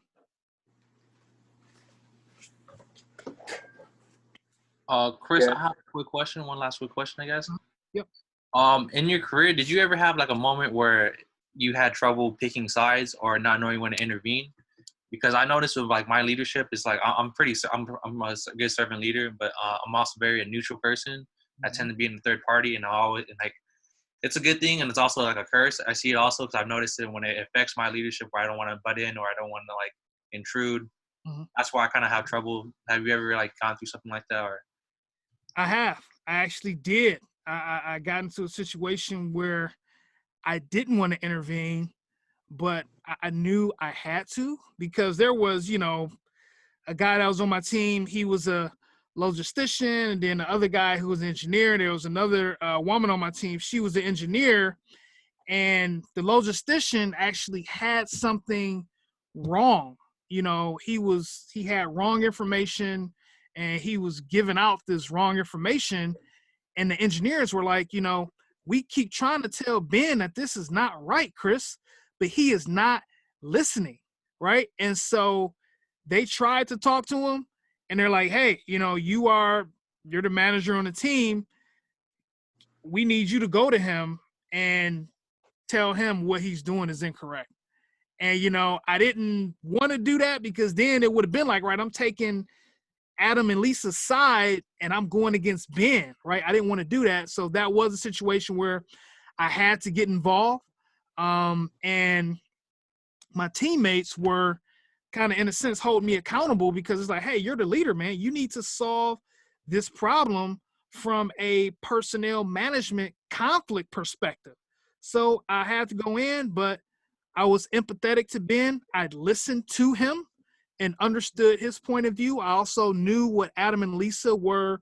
I knew their points of view, and I kind of went to Ben and I told Ben, because I understood what Adam and Lisa were talking about, because we were all in the same meeting, but Ben somehow got a different perspective and he was wrong. And I had to tell him, Ben, you know, Adam and Lisa, you know, are correct, but I understand how, you know, you may have took this the wrong way, and this is this and that. And, you know, he understood. I was very respectful. He understood. And he actually got it right. He went back, kind of did his homework, came back. Hey, Chris, you know, you were right. Adam and Lisa are right. You know, I was wrong. So, you know, thanks for kind of coming to me and kind of let me know. So, yeah, I have had situations like that. I need to learn. I'm trying to figure out how to, like, change my mentality, because I'm always in the third party. I've talked to my friends. I've gotten like where I'm in the middle, and I was like, all right, something happened. I could have stopped it, but me being a third party, you know, I just want to.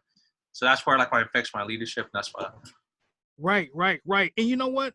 As a leader, I think you have to realize where you can be valuable. So even though leadership is difficult, it's a difficult position to be in, right? Because you have to make tough decisions, and you know, you have to lead people. That's not easy, because you're dealing with all types of people, different backgrounds, different expertise, and all of that. But as a leader, you have to realize that you want to be impactful, you want to add value, and you want to do the right thing.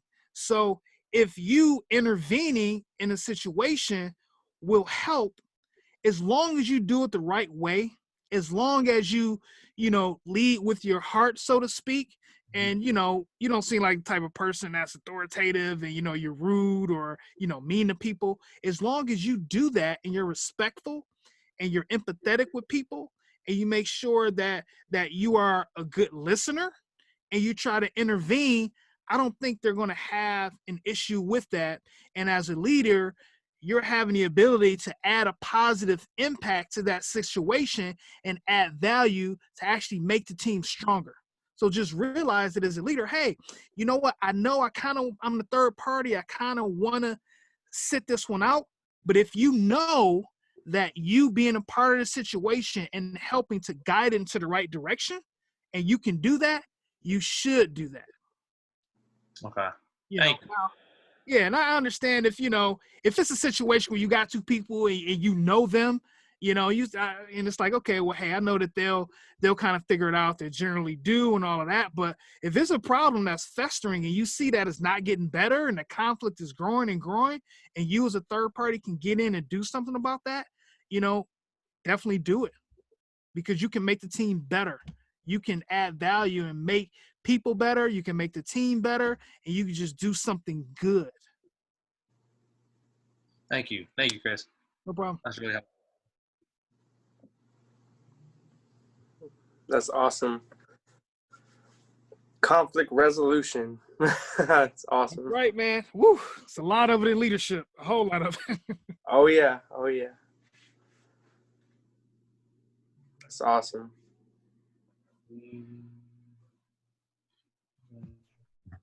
That's awesome. How do I pronounce your name? Is it Krishna? Yes, sir. Awesome. I noticed that you're the DH thing in your background. I was like, what? You know, Dominguez Hills? Yep. I came through Emmanuel. I think he's co-host right now. He invited me. I've seen you a couple of times with LSBA too. That's why you might. I do. Yeah, I was speaking to you earlier on LinkedIn. I remember you, Krishna. You said you were gonna follow.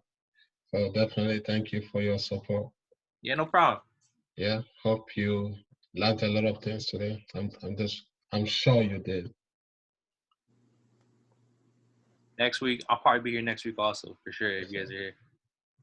For sure. Awesome. Okay. Thanks for coming through. I'm also trying to think of another question. Any other questions? I have one, but related to, work environment. How do you approach, and well, if you do one time to negative people, like people that they don't want to, let's say that you already talked to them and you tell them that you want to, improve the work environment, but you're still dealing with negativity. How can you, approach them or deal with them? You know what? I think with that situation, and I have dealt with that. I think you should know more about this person than whatever they do for the company, because as a servant leader, as an emotionally intelligent leader, you know a little bit more about the person so that you can approach them in a certain way. Because sometimes, everybody has different ways that you communicate with people, and based on who that person is and how they act and your relationship, you communicate with them in a certain way. So I would get to know a little bit more about that person and come to them based on the style of communication that they require.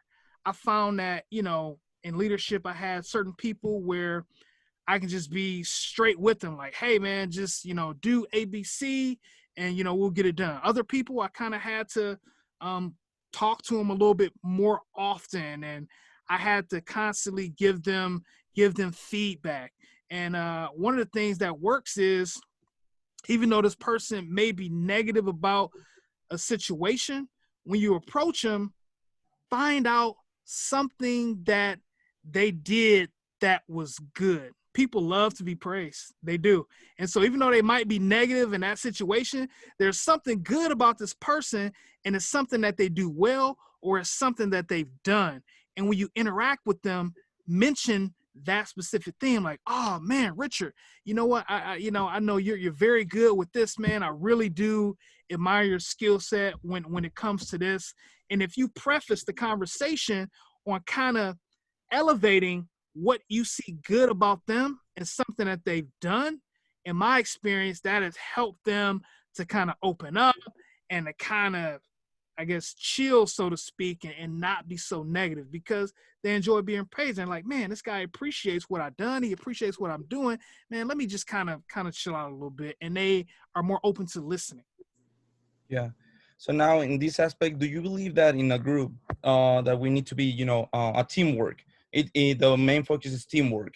Is it good, like that type of negativity? Like, for example, you made the approach, you saw their skills, and even though their weakness, but obviously you're using more in your favor the good skills, the thing that they're doing good.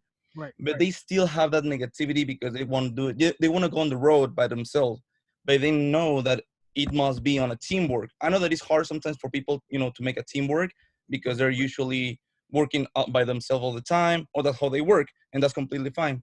But, the manner of adapt to a teamwork on an environment, it's really crucial. It's really important, because that's going to help you. So we tried that approach with these persons, but they don't see this aspect that, adapt is something really like a responsibility if you want to, you know, complete your journey. More of you need to do it in a teamwork. Is it good to cut up these people or put them on the side? Because the main point is, you know, being a teamwork, but they have this negative mindset. We made the approach, but they still don't change it. Oh, okay. I see what you're saying. And so, do you understand like their point of view and why they're acting the way that they are? Sometimes they don't share it specifically, but they're like just about like, okay, I don't really don't like, you know, this environment and the teamwork, because, you know, it could be like controversies between individuals, but at the end of the day, you need to put all of that on the side. And like you say, you just focus on the good skills and, you know, the good presence that they give you, but they don't see that. They, you know, continue with that rancor or like, okay, because you know what, I don't like him. I don't like the mindset. I know that it's a teamwork. We're doing good, but I just don't like them. So I cannot do my part because of that fact. So it's better, you know, to cut him out, or because I don't see any other, you feel me? Yeah, I see exactly what you're saying.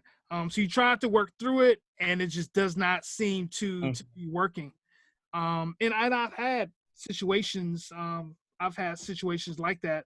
And what I did was I realized what this person was good at, and that was what they got tasked with. So for instance, even though they didn't want to work with the team and they wanted to be an individual and do their own thing, okay, that's fine. But what you're going to do something that's within your skill set that even though you want to go out and do it by yourself, is going to benefit the team anyway, right? But then if it gets to the point where they don't even want to do that, then that becomes more of an issue where you may look to cut them out. So I would try to, you know, use their skill set. And if they want to go off and do it individually or whatever, that's fine. And they want to do it the way that they want to do it, just as long as they bring back the final product that can benefit with the team, then I think that's the main objective. But if they don't even want to do it at all, you know, and they're like, hey, well, yeah, well, I don't want to do this and I don't want to do anything, and they're just being combative, and, you know, it just becomes a very toxic environment dealing with this person, then you may want to look to kind of cut them. Okay. Alrighty, that's way better. Thank you. Yeah, no problem. Yeah. Go ahead, Angel. Oh, no, I don't have a question. Go for it, man. For sure. So, Chris, I wanted to ask you, when you were building Positive Thoughts Solutions, I'm sure that you went through a lot of hardships. So, what were the hardships that were most difficult, and how did you overcome them? Okay. Well, one of the hardships was when I first started off, I didn't have any money in terms of business capital. I started off with zero, right? So the only money that I had was with what I was bringing in from working as an engineer. You know, with business, you know, you need money to be able to build it. So how I overcame that was I started to just utilize some different resources that weren't as expensive. Like, for instance, one of the sites that I use for a lot of video production work, a lot of graphic design work, I use a site called Fiverr. I don't know if you guys have heard of it, but Fiverr. I use a lot of their services. I get quality work. The price is not too high, so I'm able to do some things as a business where I can afford it, right? And it's not super duper expensive. So that was one thing. And another challenge that I went through was that first starting off, you want to, as a business, you want people to want your services. You want people to accept you. But I got to a point where when I was pitching myself to people early on, I was getting rejected. And I didn't like that feeling. Nobody likes the feeling of rejection, right? So I got like a bunch of different rejections. And at one point, I started to question like, oh man, you know what? Maybe I'm not in the right business, or, you know, what am I doing wrong, right? In my mind, I started to go down that path, like something is wrong with me. And, you know, but I realized that as long as I am trying to be the best person that I can be, and I'm continuously growing on a daily basis, on a weekly basis, if somebody else does not accept me for who I am, even as an entrepreneur, even with the business, that is okay. So I overcame rejection by realizing that I know I'm a great business person. I know I'm not perfect, but I know I'm growing, and I'm going to continue to grow, and realize that in business, it's not personal. It is business. And a lot of these people that I was approaching, they didn't know me. They did not know me from a person that they saw on the street. Most all of them, they never met me in person. So why am I internalizing and personalizing something with someone who I don't even have a relationship with? And I know that business, you know, is transactional, but also it's a volume game, right? You're not going to be able to get every single sale. You know, you're not. It's just not going to happen. You know, you got some people that are loyal to Apple and iPhones. You got some people that are loyal to Android phones. You're not going to get every single sale. But as long as you can serve who your target market is, whoever your clients are, if you can serve them, if you can reach them, if you can build your business over time and maybe expand your services, it's all about volume, right? So for instance, I'll give you an example. I actually, over the past like couple of months, I probably emailed over 500 colleges. And out of that 500 colleges, probably about 60 of them even responded to my email. And out of that 60, only probably about 20 of them said, hey, it's a possibility that we can do some business. And even out of that 20, it was only about 11 that followed up and said, hey, we can use you, right? But that doesn't discourage me because I know who I am. I know what my purpose is. I know what my gift is. And I know the people who rejected me, I don't need to know why they rejected me. They rejected me for a reason that I'll probably never know, but I'm not going to stop because I know I have a purpose. I have people to impact, so I can't let that rejection stop me. So that was one of the major challenges, is overcoming rejection. And I realized that as long as I'm growing, as long as I'm being the best me possible, if somebody doesn't accept my business or accept me for who I am at that specific time, that's okay. Somebody else down the line will, and they did. So just continuously believing in myself and my business and what I have to offer, and continuously growing and doing things better. That's wonderful. Thanks a lot, Chris. And That's I awesome. didn't know about Fiverr, so I'll definitely check that out too. Yeah, no problem. Oh man, it's an awesome site, man. Yeah, I've tried out Fiverr for Peace Club, an organization I was running back then. That was pretty cool. Yeah, I like the fact that you talked about fear of rejection a lot. I think it's really important for people to break that barrier, you know, within themselves. That's cool. And I'm actually curious to see how you broke that. Because, you know, I heard you mention before just a little bit that you would let it get to you in the beginning, you know, and then eventually you make that realization. What kind of snapped that? You know what? Well, one of the things that snapped it is the fact that I started to realize that these people that were rejecting me, they didn't know me. They didn't know me, you know? So why am I having a fear of rejection over somebody who doesn't even know me? You know, and then once they reject me, that's the end. I move on, you know, to somebody else. And if I get rejected again, oh, well, these people don't know me. So, you know, I had to get to the point where I stopped devaluing who I was and what my business was based on somebody else's acceptance of me. You know, just because they rejected me, that doesn't take away from my purpose. It doesn't take away from my gift. It doesn't take away who I'm going to impact in the future. It's just somebody that I'm not doing business with right now, and that's fine. That's okay. you know, and I also realized that this is a big world that we live in, right? So I told you I emailed 500 colleges in the past couple of months. There are thousands of colleges all around the country, and there are a bunch of other colleges outside of the country too, right? So I realized the vast amount of people who I can reach, and also I talk to other people. I have people that I talk with on a regular basis. I guess you can call it like a mastermind, but we're you know, a few different speakers, and we talk about this stuff. And, you know, I was getting other people's experiences too, and it was similar to mine. Sometimes it's difficult to get through on a cold call. It's difficult to get through on a cold email if you don't already have an established relationship to refer you. But a lot of times, you know, that's the way you have to go, right? I mean, when you get on Facebook and Instagram, you see a bunch of ads, right? People are companies running all these different ads, buy my service, buy my product. You don't click on every single one.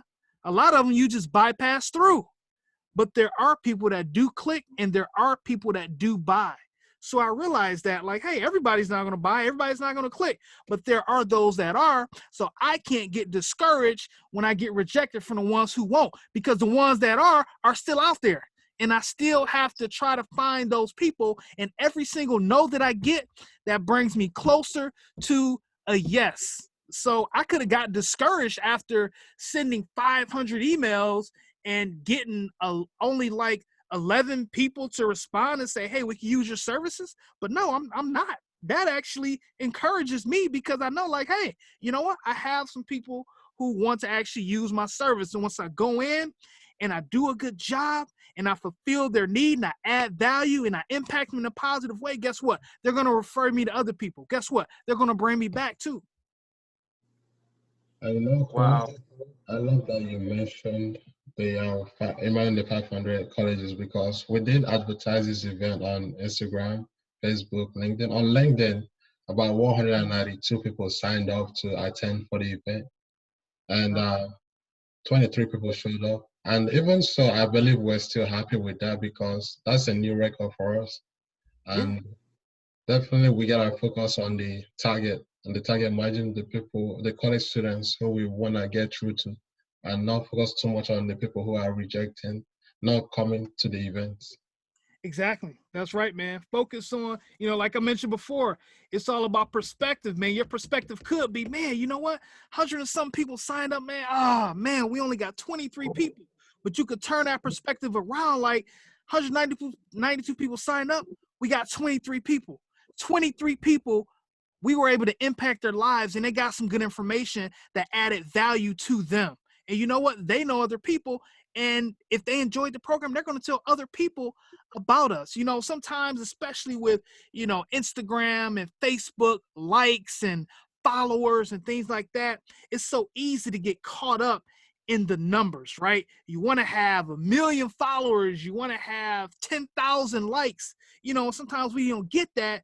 It discourages you a little bit, right? But with me now, I am looking at impacting people. I'm looking at impacting people in a positive way. I'm looking at putting out a positive message. And even if I have an Instagram live where only 2 people show up, then that's 2 people whose lives that I impacted, right? I did an Instagram live, I think like last month, back in August, with one of my friends. You know, he's a serial entrepreneur. And between our Instagram accounts, it's probably like, you know, 8,000, 9,000 followers, right? And I put out, you know, flyers on Facebook, and I put out flyers on Instagram, and I put out flyers on LinkedIn about, come on, join our Instagram live. And out of all of that, we got 20 people. But I was cool with that. Why? Because those 20 people signed on and they stayed on. It was supposed to be an hour Instagram live. We had to shut it off after the hour, and we said, hey, y'all, Instagram is cutting us off. And we came back, and we went almost another hour, and those same 20 people showed right back up. And you know what? After that event was over, I can't tell you the amount of text messages and comments and things that I got from people saying, hey, man, that was some great information, great Instagram live. So, yeah, we didn't get 100 or 200, 300 people to sign up, but the people who did sign up, they found value in it. and they enjoyed it, and I was able to impact some lives. So that's what made me feel good. That's wonderful. And thank you so much, Chris. Out of respect of everyone's time, the event's really getting spicy and it's really dope, but we gotta end it. Just to respect your time, Oh, Chris, man. and everyone else's time. Thank you so much for coming through. It's really powerful. And thank you everyone for attending the event. We really Yeah, no appreciate problem. it.